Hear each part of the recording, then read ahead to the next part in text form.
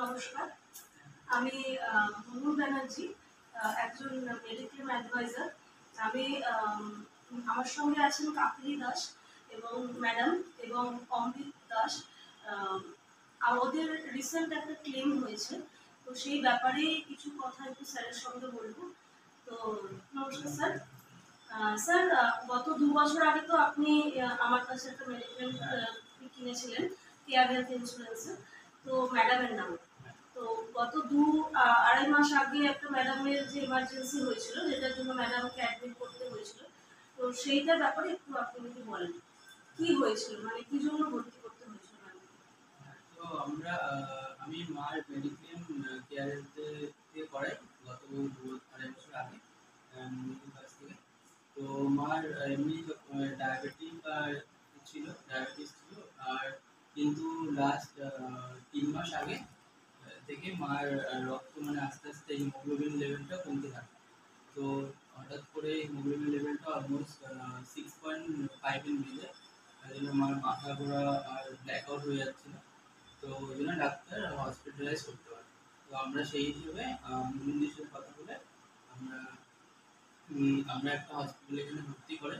তো ওখানে unfortunately care হেলথে ছিল না, মানে ক্যাশলেস সুবিধাটা ছিল না। তো আমরা কিন্তু ডাক্তার ওখানেই ভর্তি করাতে বলেছিলেন, তাই আমরা ওখানেই ভর্তি করিয়েছি।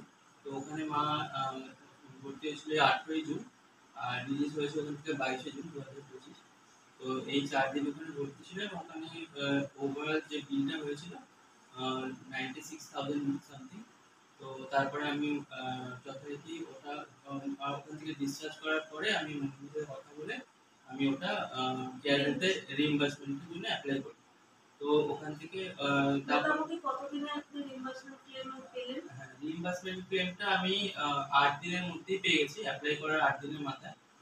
জবে অ্যাপ্লাই করি তার 2 দিনের মধ্যেই আমার কাছে একটা মেল আসে যে ওরা কি কি ডকুমেন্ট চেয়েছে, যে আর হসপিটাল থেকে কি ডকুমেন্ট চায়। তো আমি সেই হসপিটালকে ওই ডকুমেন্ট রিকোয়েস্ট করি। তো হসপিটালও পুরো সাপোর্ট করে ওই ডকুমেন্টগুলো রেডি করে দিয়েছে।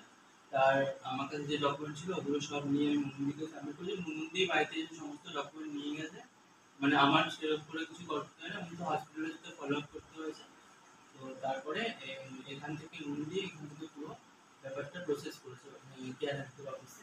আর আমার কাছে যথারীতি যতগুলো স্টেপ ওরা ফলো করেছে সবকটা আমার কাছে পরপর মেল এসেছে, আপডেট এসেছে।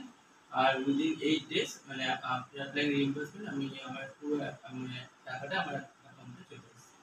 তো স্যার, এই যে একটা ধরুন সামান্য ম্যাডামের খুব কমপ্লিকেশন ছিল না, কিন্তু একটা হিমোগ্লোবিন আর একটু কিছু সাইড এফেক্ট প্রবলেমের জন্য ভর্তি করতে হয়েছিল। তো মেডিক্লেমটা কি এখন কিরকম দরকার বলে মনে হয় আপনার?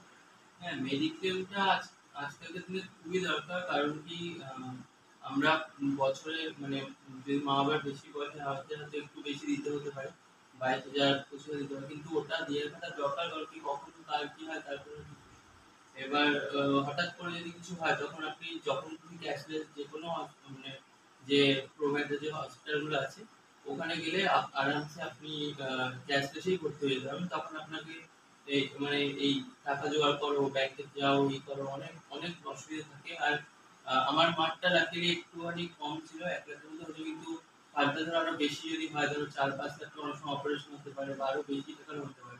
তো সেখানে আমরা ওই বছরে একটা অ্যামাউন্ট দিই, কিন্তু ওর বদলে যদি পুরো ওই সুবিধাটা যদি আমরা পেয়ে থাকি তো আমাদের ওই ইনস্ট্যান্ট আমাদের হেডেক আর প্যানিকটা হবে না। ওই হ্যারাসমেন্ট থেকে আমরা অনেক মানে সেফ থাকতে পারবো এবং ট্রিটমেন্টটাও যথারীতি টাইমে হয়ে যাবে এবং কোনো অসুবিধা হবে না। তো মেডিক্লেমটা আজকালকার দিনে খুবই দরকার।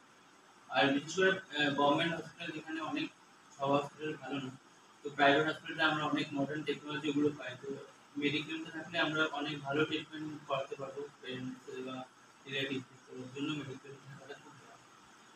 ম্যাডাম এখন কেমন আছেন? ভালো আছে। তো ঠিক আছে, নমস্কার স্যার, এটাই বলার ছিল। নমস্কার।